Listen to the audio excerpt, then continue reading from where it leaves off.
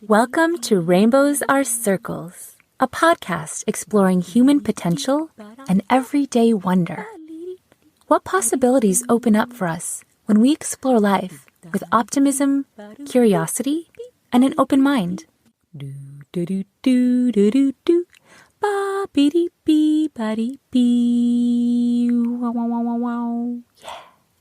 So welcome, JoAnneh. Thank you so much for joining us on Rainbows Are Circles. Thank you so much for having me, Julie. It's just a pleasure to be here. Wonderful. So JoAnneh, I have a lot of admiration for you. I know that we never met in person until now, and this is even on Zoom, but I heard a lot about you through the yoga studio, Being Yoga, that we were both teaching at, from the students that just totally loved you in your classes and would sometimes tell me about like the other types of art. You're a writer, you're a musician, you are a singer, you do fine art, you're a yoga teacher. So I really am excited to have you on the podcast, and you're an author because you explore all of these different types of art. You're super creative. And I think creativity is something that a lot of adults, if it was not nurtured in them or they didn't practice it, a lot of adults don't think they are creative. And I think art is such an important part of our world that not a lot of people tap into the artists within themselves. So I'm just curious about like, how did this journey of becoming an artist in many different forms unfold for you? Well, first of all, I think I knew I was artistic way, way back, like 7 years old, drawing in brownies and crafting things. And we used to have this yard, this kind of odd shaped yard. And there was a place where there was a big pine tree. And I used to sit there in the mud, literally, and take these chalk stones that were, little landscape things. And I used to make chalk out of them. And I used to make these stone things and then coat them with the pink chalk. And so early on, I knew I could draw and I knew I could make things, but it wasn't really valued. My family they were business oriented, right? And so it's not that my parents didn't value it in me. They were very musical. So there was creativity in our house. It's just that I think there's a lot of parents who don't know what to do with an artistic kid, right? I mean, my mother and she just passed last week, so it's very poignant for me, but she was a terrific, amazing classical pianist. She played guitar. My dad played guitar, accordion, saxophone, and what am I missing? One other one. I can't remember piano. He played blues piano. So there was always music in our house. So that part of creativity, of just the value of being a creativity appreciator.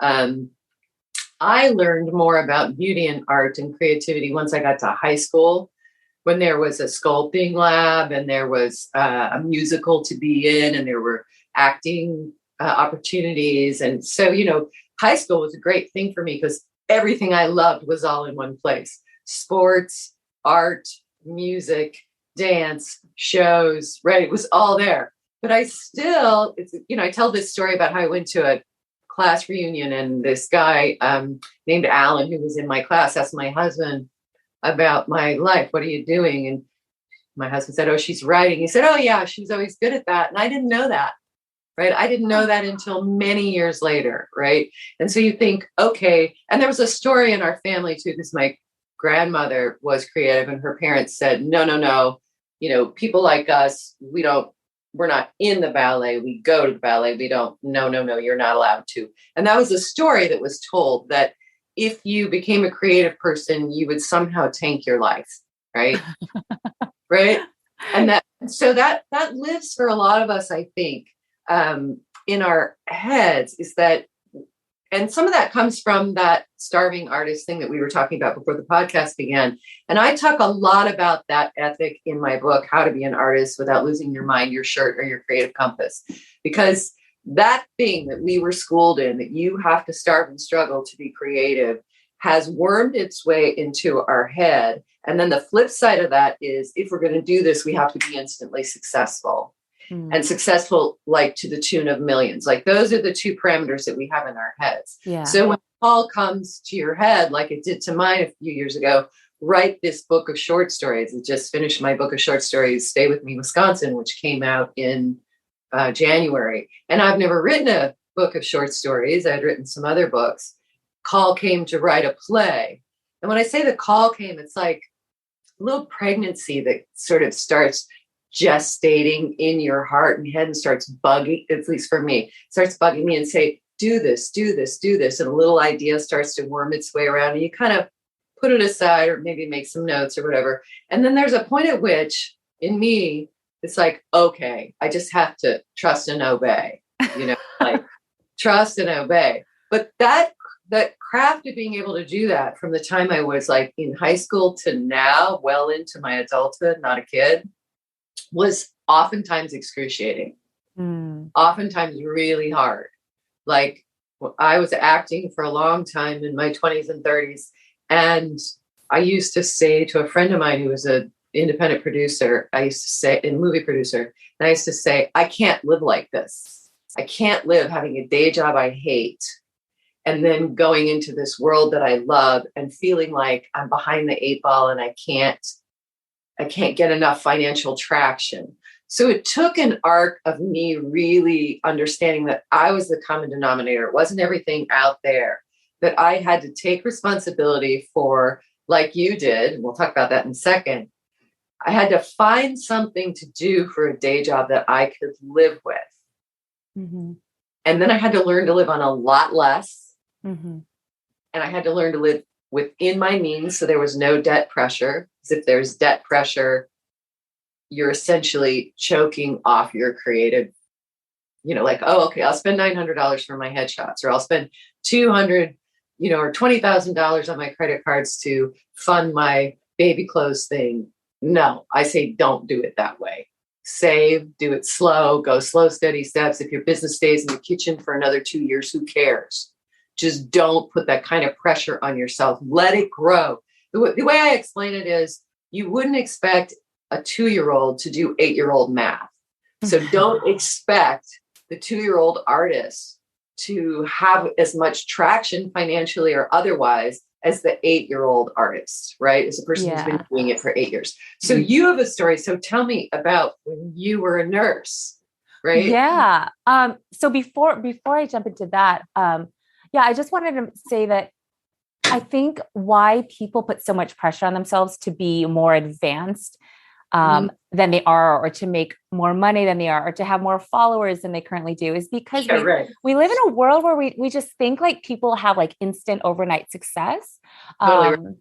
But it actually isn't like that. And if people do have instant overnight success, it's usually fleeting because maybe they got like some viral video, but it's like most people they work on their craft for years and years and years. And then when they're finally like kind of at this point, not everybody realized like how much time and work and effort actually went into them getting to this space.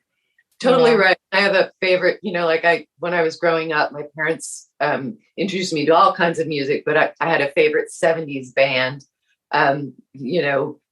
Fleetwood Mac, right? And I always thought that their Big Rumors album, which, had that Landslide song on it that we all loved, So I always thought that was their sort of breakout. And then I realized they had 7 albums before that never hit that kind of success, right? Right.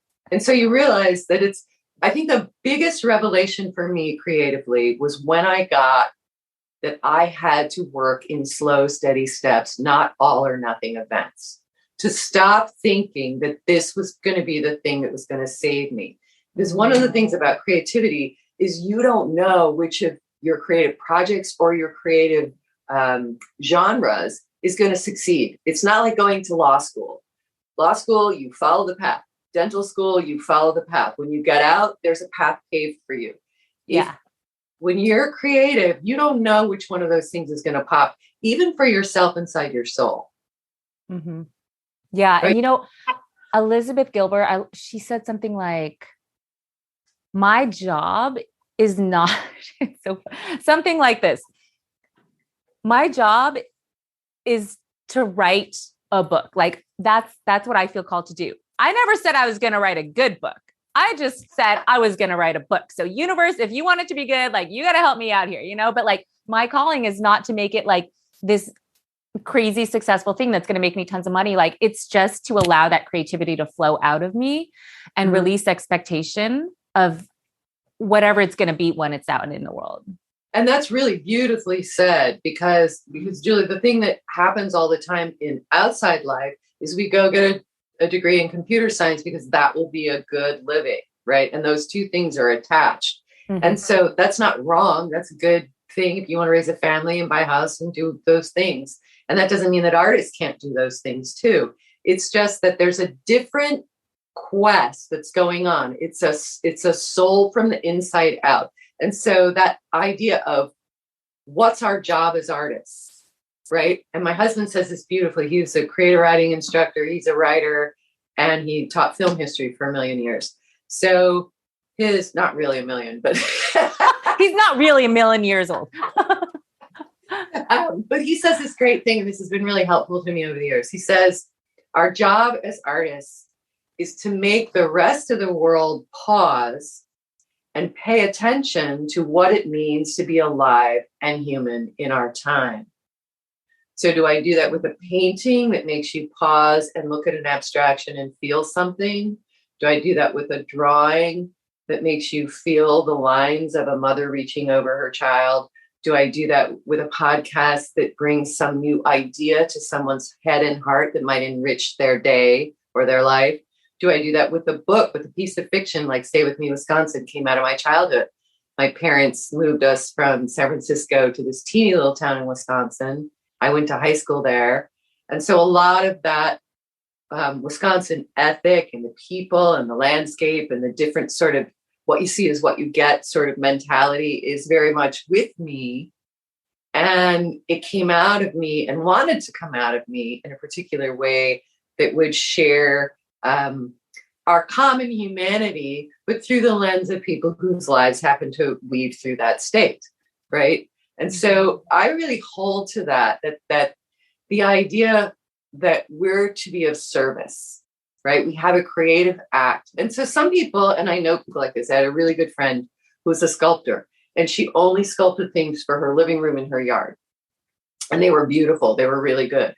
And I know someone else who was a photographer who never wanted to take it out and didn't want to compete that way.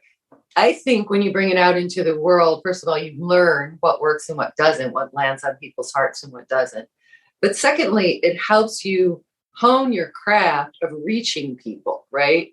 Hone the channel that moves through the spiritual ethereal realm that speaks to us through our own experience and our own hands out into the world. And it lets us know, okay, this is uplifting. This is challenging for people. And sometimes that's good, right? It doesn't always have to be beauty, right?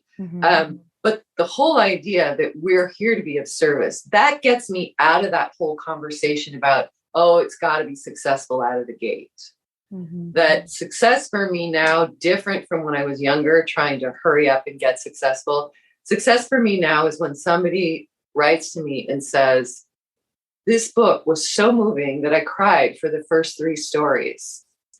This book touched me so much. Like a guy who interviewed me for another podcast. He has a podcast called Mark at the Mic, and he's just an upbeat, great guy. And he said, I cried through the first 2 stories, and you go, okay, so those kinds of responses tell me, okay, I'm on a trajectory that's doing what my job is, right? Which is to reach people and touch people and move people. Yeah, that's so beautiful. I actually started reading your book. I'm on the first story. I think I'm almost done with the first story, but I got it on my Kindle because I wanted to just see what that book was about. Stay With Me, Wisconsin. And I'm loving it so far. I'm on the one with Ponty and his love story. And I'm really enjoying it so far. So one of the things that was actually a couple people in my life who said, there's this thing that's happening in short fiction that, where people are linking the stories. And I said, okay, I'm going to do that here. So that's what I did in this story. Is Ponty Bayswater it kind of goes a little bit chronologically. His story starts from when he's a little boy and goes to where he's 90 years old, but then he will weave through, or his family members will weave through every other story. And some of the other people in the story are related story to story. So there's 11 stories and each one focuses on one person's experience. Okay. But one might be the brother of the sister over here who's doing this or that. So as you go in the chronology of the stories, they get a little bit more contemporary. Ponte starts back in World War II, but then they come into present time. Very cool. And then you get to see the story from like all different people's perspectives. Exactly. And in time perspective. And each one has their own, like one story, Fishing, is about a woman whose husband is leaving her. She's devastated. And the whole time that she's dealing with he's just left 3-4 days before, and she's longing for her dead father. Right. And she is the sister of another guy named Barclay, who shows up as basically the prince, but, as the unexpected love of a woman who's having a hard time keeping relationships together. So that's actually one of my favorite stories. It's called Doggy Stay, and it's about a young woman who's a dog trainer, beds beautiful men, can't keep relationships together to save her life. And then this very unexpected guy who's not her type at all shows up and wins her by listening, by loving, by being patient, by being oddly confident, right? And so he wins her over. So it's very... Oh, no. Now I know the end of that story. I'm kidding. Oh, I'm sorry. I'm kidding. Right. I can't wait. No, I'm totally. I can't wait to read it. I didn't know that all the stories were interconnected in some way. Mm-hmm. So, okay. Awesome. Yeah, it's a great book so far. And I also want to touch on, you've written also a book called Debt-Free Spending. Debt-Free Spending Plan, yeah. Debt-Free Spending Plan, Naked Marriage, and what was the other one? How to Be an Artist Without Losing Your Mind, Your Shirt, or Your Creative Compass. Yeah. So these are all very different topics. So where did, I guess... How did that all come to be? Yeah. I don't even know what question I want to ask about that. So in the first iteration of my marriage, we had a lot of debt issues, and then we separated for a while, and I went off on my own for a bit, and I had debt issues. And I realized that my debt was connected to my creativity, that I didn't take my credit cards and go to Tahiti, that I would buy myself time. And so it was in that realm of, I hate my day job. Okay, I'm not going to work for a while. I'm going to see if I can make this creative thing happen. And I would use my credit line to do that. And then I'd have to dig myself out, that kind of relationship to it. So I learned how to live debt-free with this 5-minute a day plan. And a friend of mine, started sharing it with friends. People started loving it. And a friend said, you really need to write this down. And I was like, I don't want to write a book about debt. And then I sat down and realized I had a lot to say.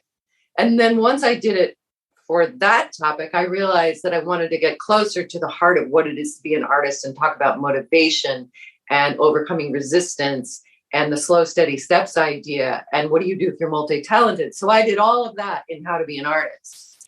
And then the Naked Marriage book takes those same 5-minute a day principles and applies it to how you create intimacy in busy lives over time. Like what does a lifelong love affair really look like? And how do you do that in small, like in 5-minute increments? Like, how do you really connect? So I call those 3 nonfiction books my Shortcuts to Happiness series. And it's all the stuff we didn't get taught, right? Growing up. How to manage your money in 5 minutes a day, how to be a creative person, even if you have a family and a job, how to move towards your creativity instead of away from it. Right. Mm-hmm. And so that package of those 3 skills or skill sets were the things where I fell on my face as an adult and had to find a way up. And so I don't write my nonfiction books from the place of I'm the doctor, I'm the expert looking down. I don't do that. I write in a we. So the pronoun I use is, we have this challenge, or we need to find our way, because that's what it was for me. So it's a very human conversation with the reader. Mm-hmm. And then I did those 3 books, and then I realized that fiction was just like cream on my soul. And so as soon as I started writing fiction, I was like, okay, I was going to write an adult dating book. I was going to, I this whole book outlined, and then I started writing fiction. I was like, nope, I'm enjoying this too. This is just like, it's like, I think of my creative life kind of like a target. Like I'm kind of every year trying to get closer and closer and closer to the heart of what's really truly pleasurable, what's really truly me, what's really truly the most expressive thing I can do that brings me pleasure and brings other people pleasure and upliftment, if that's a word. Yes. Yeah. It's like the whole process. I mean, the whole journey of life is like us just trying to, yeah, do that, like figure out who we are at our Right. core, what brings us joy, what our gifts are that we can share with the world. And the whole thing is like a process and a journey. Yep. It Yeah. is a process and a journey. The trouble is we've got these pendulum ideas of instant success or poverty. And so Yes. we just don't having, if a parent looks down and I don't know, parents are probably better at it now than when I was growing up, but they don't necessarily know what to do with a creative soul, right? They know how to help you get to school. They know how to help you get to, but they don't often know what to do with a kid who's got, incredible sensitivity around artistry, right? And so I would say to those parents, first of all, it's listen, encourage, make space for, and recognize that it's not a direct line, that this may morph from here to here to here. That's one of the things I said when I was acting. It's like, okay, if I want to keep acting, I'm going to have to go to New York. So I was doing a lot of stage work. I'm going to have to go to New York, or I'm going to have to let the creative process, amoeba-like in me, move from one genre to another until it sort of settles on the things that are of real interest to me. And I had a therapist who helped me with this and said, and I've shared this in many interviews, set up your life like school. When you don't know, a little of this, a little of that, a little painting, a little writing, a little singing. Now, for me, I made 2 music CDs, and I thought that was going to be like a big key into a whole industry. And it's turned out to be a pleasure thing, right? I sing with duos, I sing with trios, sometimes I sing with bands. But I've done a lot of singing over my life, professionally and non-professionally. But it's turned out to just be something that I do now for pleasure, and I really enjoy it. If I make $100 over here or $200 over there, that's great. Yeah. The writing has become much more of a profession where I market it very actively, right? Yeah. I mean, I market it, and so you just don't know is my point, right? So if you're a creative person, not knowing what it is you're good at, but you feel the creative urge, one of the things I say is you've got to allow yourself to explore. So I read something once, something called hot tracks. There's a center where the hot idea is, and then you take a few steps out on one path, and you might have to take steps out on 2 or 3 at the same time. Okay, I'm going to paint a little. I'm going to write poetry. I'm going to take some dance classes. I might audition for a musical. But if the trail goes cold, not that you got a rejection or not that there was a failure, that's not what I'm talking about. I mean, if in your heart, in your body, in your being, the trail goes cold, then you got to come back in that hot tracks idea to the center and take another step out. So we're not good at that as Americans, right? None of us, I don't think any of us, maybe a few people I know, but almost nobody I know had teaching, whether teachers, parents, loved ones, who said, your mistakes are your learning ground, right? The places where you trip and you fall, those are your learning grounds. Those will teach you things about yourself. Instead, we were all trained in perfectionism. Don't screw up. Right. Mm-hmm. So Mm-hmm. that won't work in this mode of trying to find what creative avenue is right for you. And you don't have to choose between them, by the way. I got lots of emails from people after they read How to Be an Artist that said, thank you, thank you, thank you. I thought I was flaky. Now I know I'm multi-talented. Right? Like now it's like, oh, of course, I'm multi-talented. I have to make room. I don't have to choose between my gifts. I can give them all. They might not all turn into professions. Yes. But part of my job is to give them all, right? So when you're exploring, it's that idea of giving yourself permission to walk out. And if this doesn't feel right, simple anecdote I use all the time. I always thought I'd be great at tennis. I play sports. I love yoga. I got to play tennis. I could care less. I'm not. So I did it for a while. I took some lessons. I did a community class and I was like, not my thing. Not feeling it. Not feeling it. So it's okay. So I say this to artists or would-be artists, creative people. It's okay to have that experience, right? Okay. Or let's say you want to act. And let's say you're 45 years old, you've always wanted to act and you've never done it, and you start auditioning. If you love it, learn to love the audition process too. Learn to love the preparation process too. Learn to even love not getting the role, right? Learn to go out and get your chops so that when you do get that role, you're ready, right? But that's one of the hardest things about being a creative person is you take your book out, there's a million agents and there's a million no's. There's a million publishers and there's a million no's.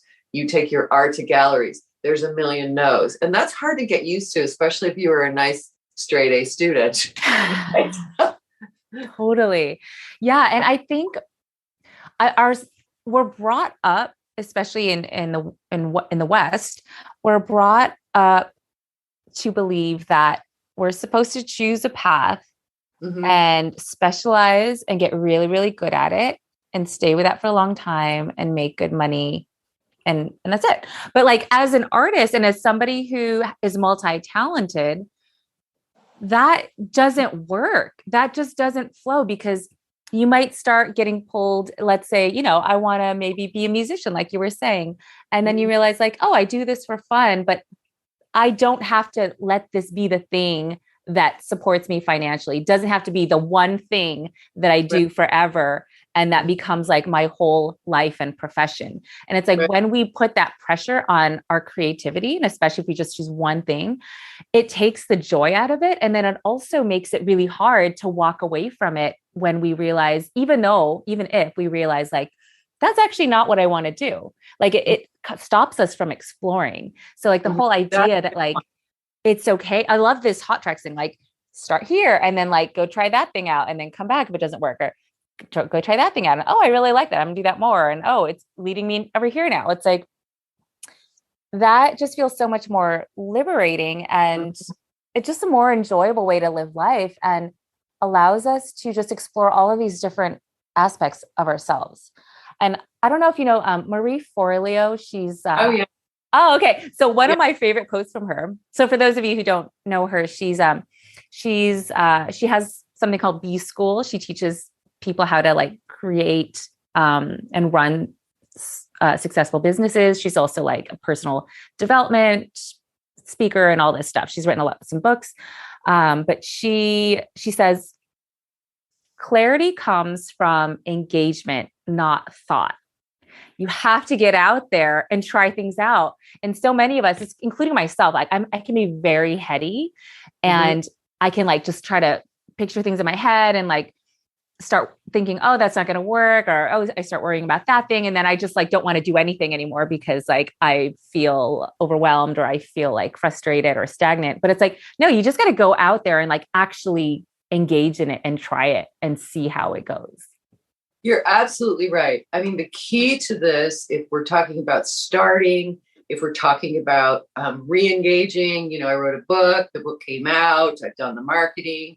Now I've got to take this new novel out that I wrote. And sometimes it's just, that's like the work of the artistry, but the connection to the creativity is actually in the writing. It's in the writing. So sometimes I have to coach myself back to the couch. This is where I write, on the couch with my feet up, right? And do the actual art itself. Because sometimes we confuse the, trying to get 80,000 Twitter followers with art. That's not art. That's marketing, right? And so the thing that will always, like my husband will say to me sometimes, if I'm getting edgy, he'll go, I think you need to go sit down and write. Have you written lately? And it's like a real connection to calm place, because that's the sweet spot of my soul of letting. And that was the hard part about being in a day job. I always felt like I was working somebody else's idea or somebody else's mission, especially when I was grant writing, right? I was taking on somebody else's mission and it didn't mean enough to me.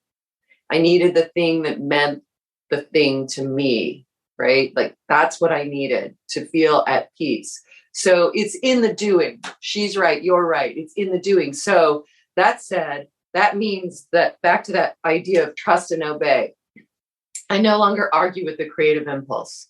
If the creative impulse says, write a book about debt, write a book about art, write a book about naked marriage, and nobody can find the connection between them, I'll find the connection to them, from them. I'll find it. I'm a creative person. But if the creative, like I have a new idea for another book of short stories and sketch it out, I don't argue with it. I know I'm going to do it. But you don't get those chops right away. That doesn't come like right out of the gate. Okay, I've got this idea. Now I'm going to instantly have the work ethics to do it. So one of the things I always share is when I feel like I can't start, I do 1 hour a day by the timer, 4 days a week. 1 hour a day by the timer, 4 days a week. Now, I think I'm supposed to do 20 hours a week. I think I'm supposed to do at least 12. But if I do 4 consistently, 1 hour a day by the timer, when the timer goes up, I stop, get up and do whatever it is, whatever else I have to do in the world. That will get me in. And over time, think about it, 4 hours a week over the course of 6 months, you're writing a book, you got some chapters done, right? Mm-hmm. And so I have created structures to stand up against my own resistance because I know that, I'll be baking banana bread or cleaning the windows as opposed to do my creativity, right? If I don't give myself, me personally, some structures. Now I'm really used to it because I've done it a lot, but that didn't happen at the beginning. It wasn't natural to me at the beginning. I also was afraid that years ago, I was afraid that if I worked at home, I'd become 200 pounds because all I would do was eat and watch television and not do my work. That didn't happen. Didn't happen. No, didn't happen. So, so you can trust the creative process more than we have learned to trust it is my point, right? Mm-hmm. If something is gnawing at you, I've been dying to take guitar lessons and that's gnawing at you. Trust the impulse and begin to go out and do. Don't let it live in your head too long. In other words, mm-hmm. Take it out into the world. And what happens is you begin to get more confident.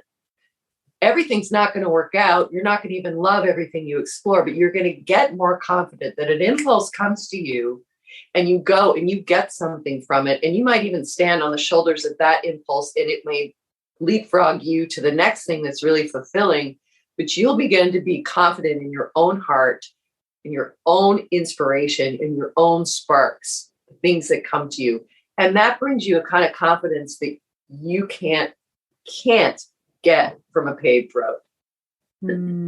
Yes. Yeah. So you mentioned that, okay, let's talk about discipline because that's something I really need to work on. And it sounds like it's something that you really had to develop. You had to develop structures for yourself. So how did you go about like figuring out what was best for you? And how did you come up with your structure? So my husband used to say in his class, so Mike used to say, if you write first thing in the morning, get your hour done before you go to work, you've built the pyramids that day. No matter what anybody else does, they can't take that away from you, right? No matter what else happens. If you have a crappy day at work, you own that, right? And then Anne Lamott, who writes a lot about writing creativity and spirituality, says, don't watch the 10 o'clock news. You're only going to hear about fires in places you're never going to go, right? Just take that hour from 10 to 11 and do your writing. So you kind of have to I had to figure out what will work for me. And again, back to the hot tracks thing, does the morning work for me? Does the afternoon work for me? But I want to get some kind of regularity because there's an idea that the muses show up when you show up on a regular basis. So if I show up at 6 o'clock in the morning, 4 days a week for my hour, I wake up in the morning with the ideas. It's there, right? Because the more you show up, the more the inspiration muses or the training that you're giving your soul basically to listen to what's coming through you and put it down, whether it's painting or writing or singing or whatever, that you give yourself that regularity. And sometimes it's all going to go to hell, right? I love this. I went to see Cynthia Ozick, who's a terrific fiction writer. And somebody asked her, what's more important? Does art interrupt love? Is it art? What's that phrase? I can't remember. But anyway, she said, art isn't the inspiration for life or vice versa. She said, life interrupts art. And we were all like, what? She said, yeah, life interrupts art. You're going along, you're writing your story, and you go in the kitchen and you don't know that the electricity has gone off and the freezer has defrosted and you slip and break your arm. Right. And so her point was, you can't let those obstacles stop you, that life is going to throw at you a million things.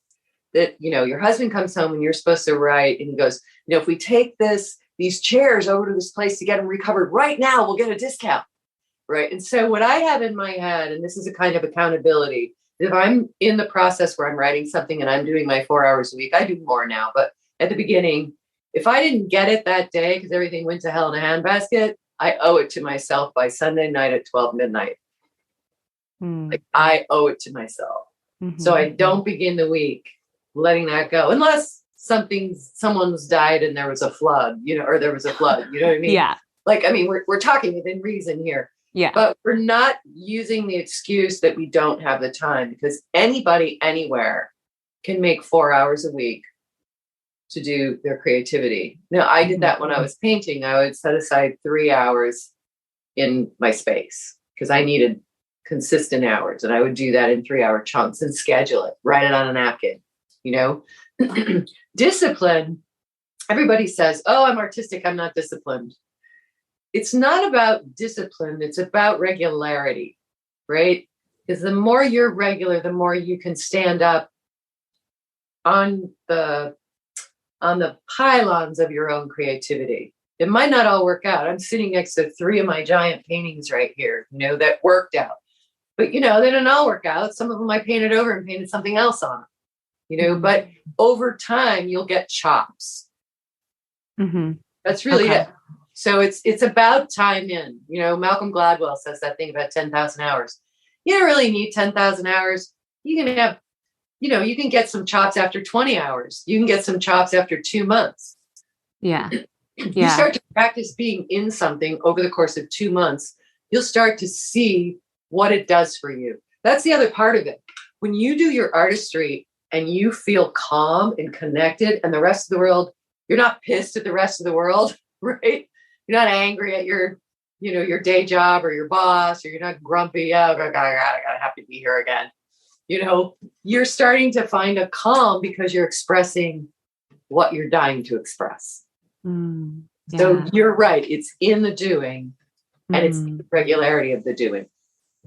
I think that the struggle that I have sometimes with creativity and creative projects is that if I don't feel inspired in that moment, I feel like I shouldn't do it.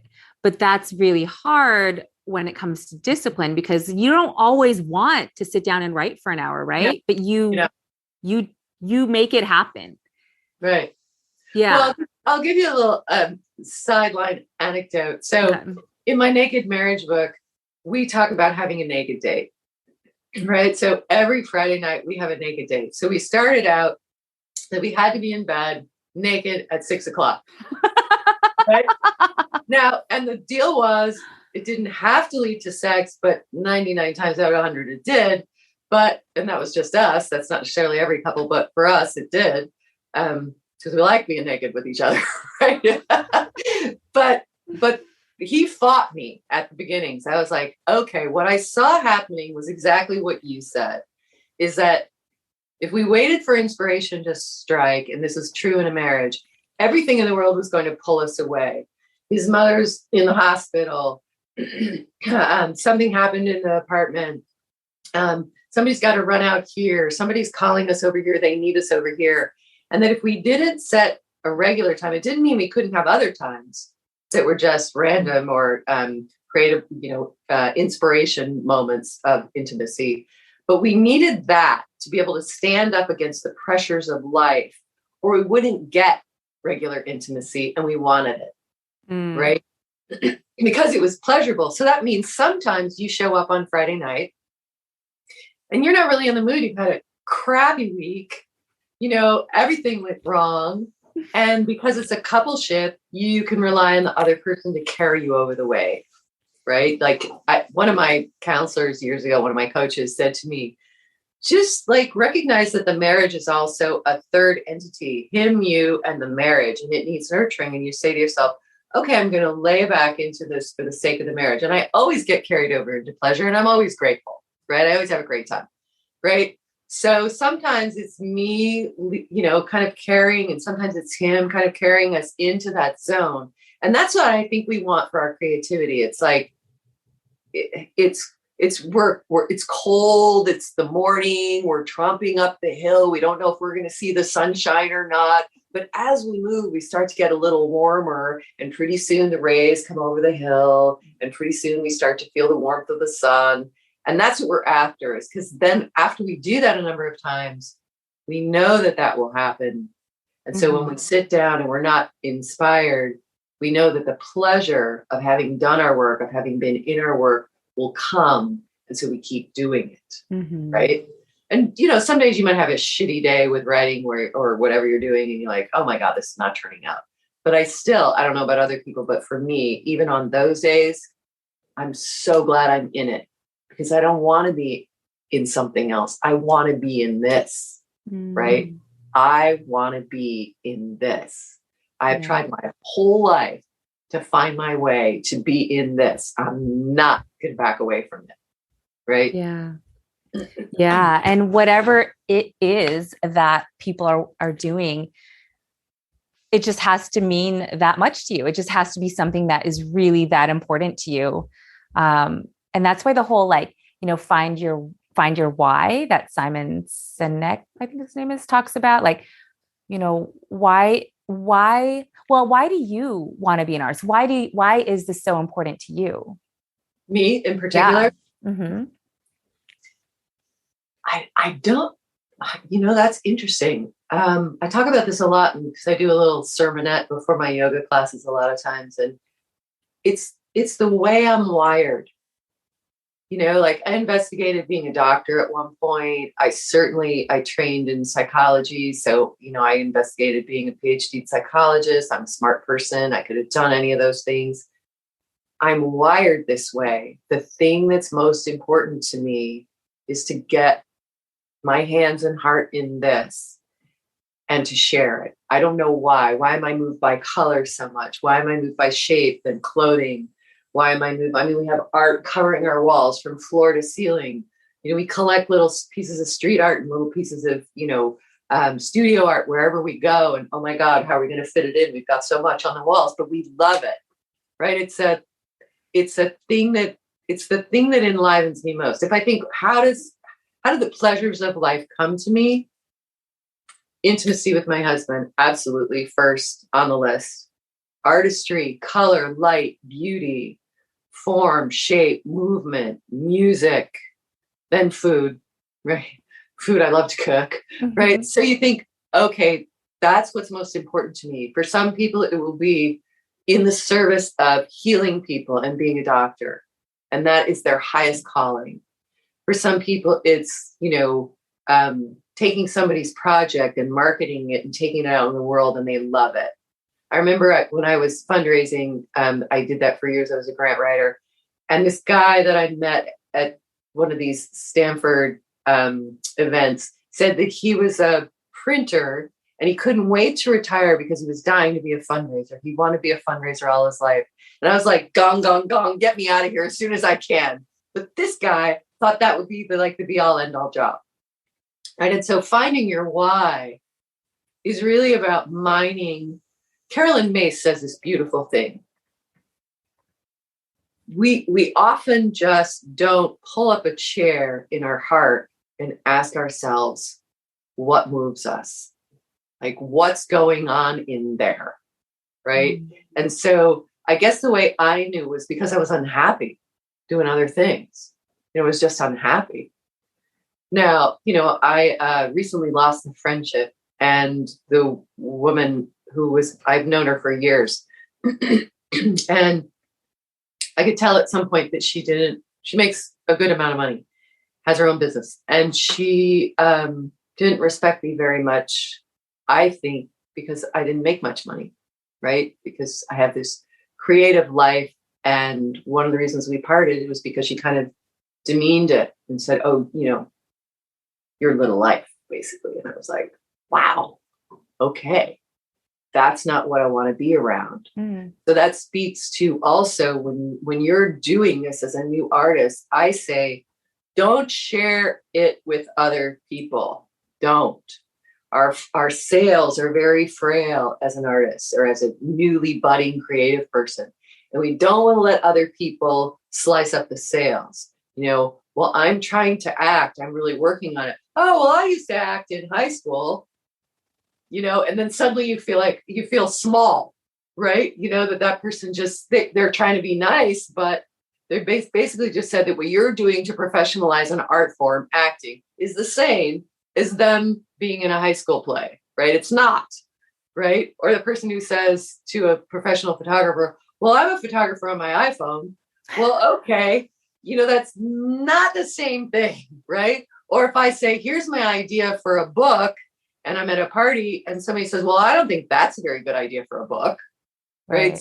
So I say, nurture the idea. Somebody says, what are you working on? Well, I'm working on a creative project. It's going well. Thanks for asking. How are you? Mm-hmm. Do not bare your soul. Keep your juju. Keep your energy to yourself. Let the thing grow. Let it grow like your child you were raising right before your eyes. Right. Let it get enough strength that it can stand on its own 2 feet. Mm-hmm. So that you take it. There's still going to be people who are not going to respect or like your work, even people in your inner circle. I'll give you another example. It kills me when I bring stuff out in the world and there are people who can't just say, even if they don't like it, what a great accomplishment. When I was dating, there was this guy, I had finished my first CD and he asked to hear it. And I said, and he didn't mention it. And I said, what did you think? And he said, well, don't ask me. I don't know anything about folk pop. He was like this. And I said, well, it might not be your thing, but can't you appreciate the effort? Right. Right. The work and love that went into that. Yeah, exactly. Right. That's my point. And he was like, well, and I said, I don't think we'll be dating anymore. And he was like, why? I'm just being honest. I said, because I'm looking for something in my life where there's a realm of support for a very courageous thing I'm trying to do in the world, which is invent something from nothing. Right. Yeah. And so I kind of hold to that now. My husband's brilliant at it. He always has my back in that arena. He understands that I'm wired in a particular way, which is how this question began, that I need to do this. Mm-hmm. I need it. And I'm not saying that everybody who begins will need it right off the top. You might just be exploring and touching a little this and touching a little that. When you find things that touch the soul of your being that make you want to do this hard thing, because it's hard. But when you do it, you feel so much pleasure and right action in your life. Like, oh, right. This pleases my soul. Then you know you're on the right path. Yes.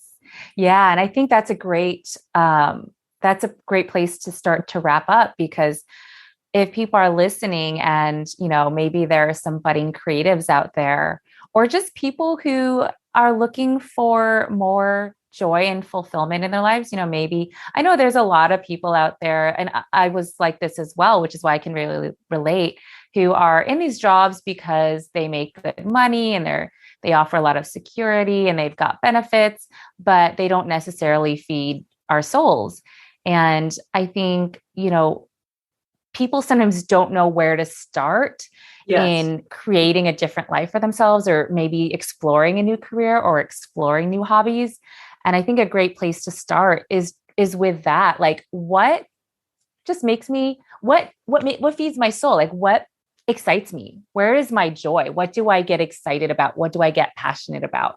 Whether that's, I don't know, I really like thrift store shopping, whether it's thrift store shopping or music or Right. hiking, or if just if you have no idea, like, what do you want to do when you have free time? Maybe it's reading a book. Maybe you like going to the beach, just start there. Just start with like the little things that just make you feel alive. And as we do that more, like that we just get to know ourselves more, and it starts to connect us with other things that we enjoy. It's like not necessarily a linear path. And I think that's something that's hard for us to sometimes wrap our minds around. Like, we sometimes have this idea that life is like this linear path, that our careers are a linear path. And we just have to allow a little bit more for like this exploratory process. Right. And I want to say something about being creative too. I mean, we're talking about art in, the painter, writer, dancer, singer sort of realm. But, when I talk about it in my How to Be an Artist book, and even in my Stay With Me Wisconsin book, when we talk about like the creativity of moving from one thing to another, this young woman who starts a dog training business from this van that her father left her in his will, right?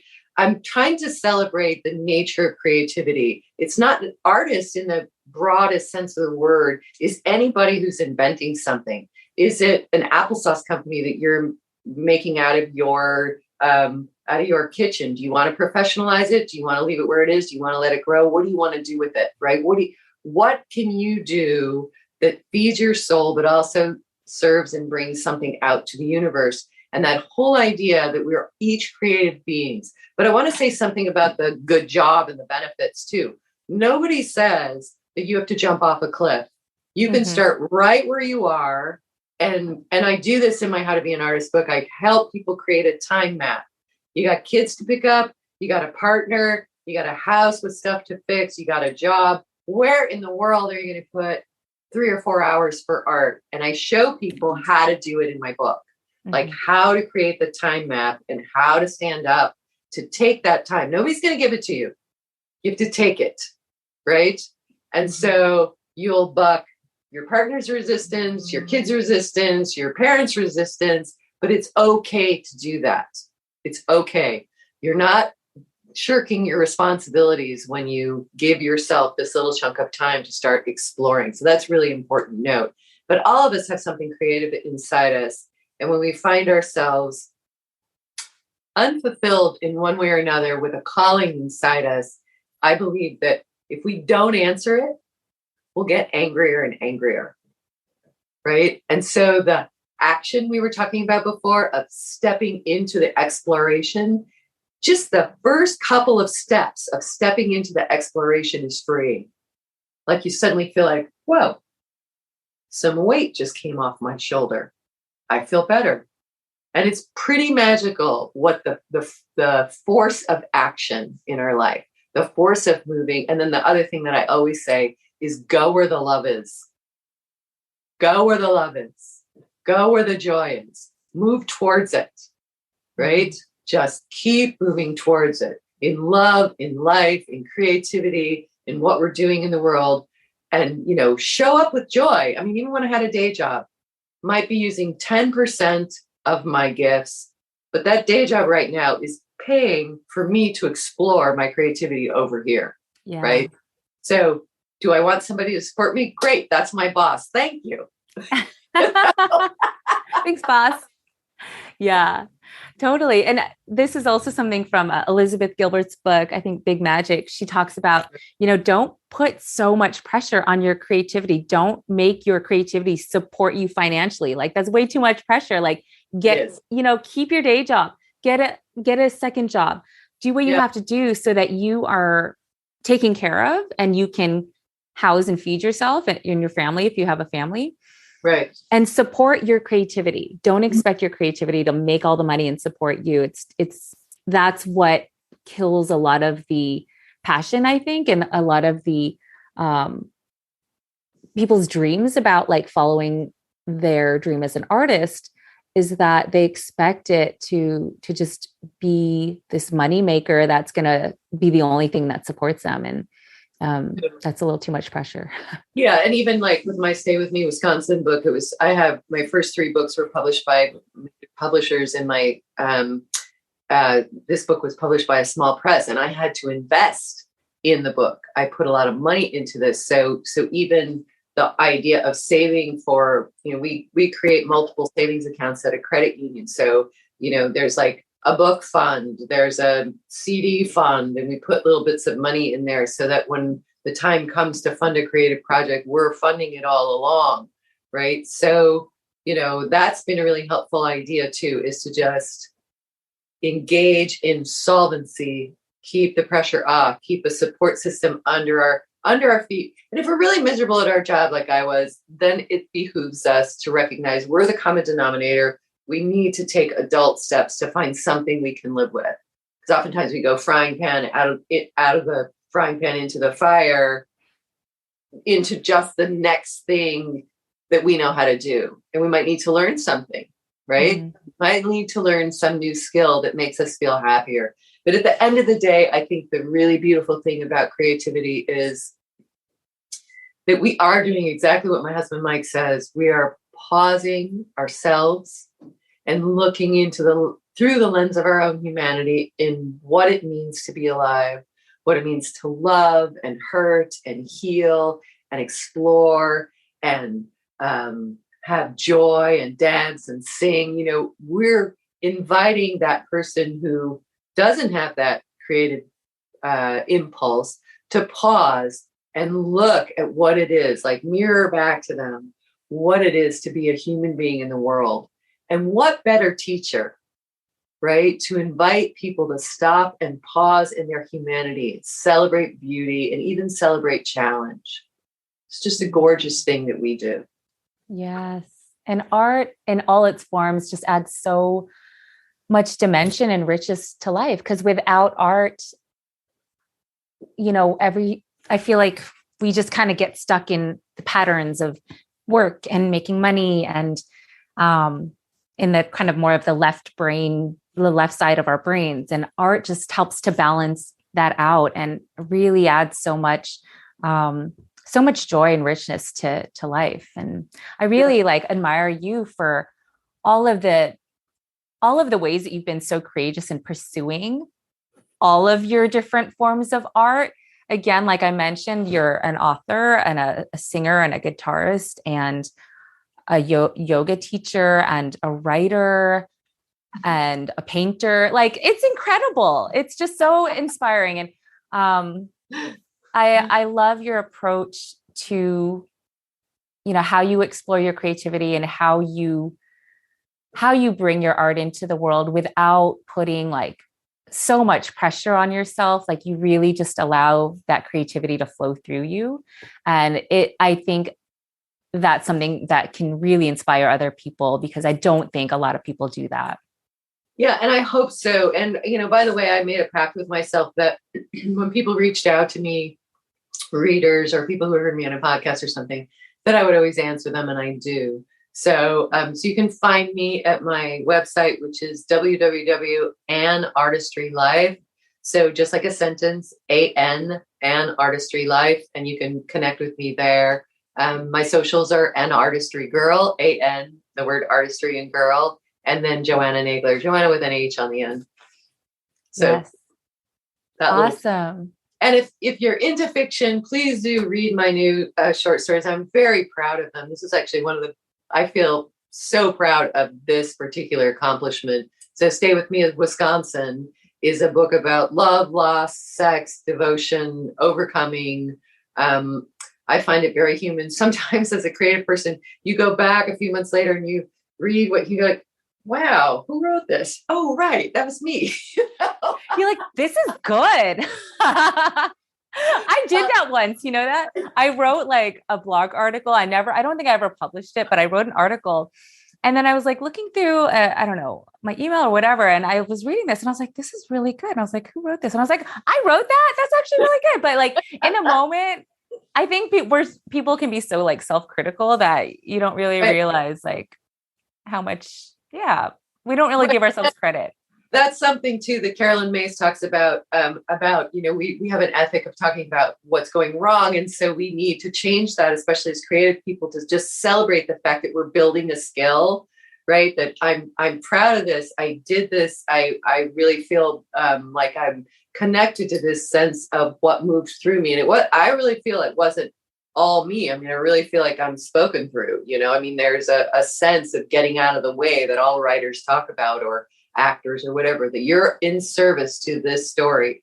And so that whole idea of also just changing our mode of when we do these things and being really proud of them and really owning them, like we've raised a child, right? It goes out into the world and it has its own path, but we've helped raise it. And so I really feel that connection to this book, Stay With Me, Wisconsin. I'm just really proud of the stories and how they came together. And I find it the stories came out very human. Yeah. So I'm humbled and amazed. Yeah, it's gorgeous. And like I said, I'm almost done with the first story, and it's touching. It's surprising. I'm on that part where I won't spoil it, but the part where there's a little twist, and you're like, I'm like, oh, this is getting deep.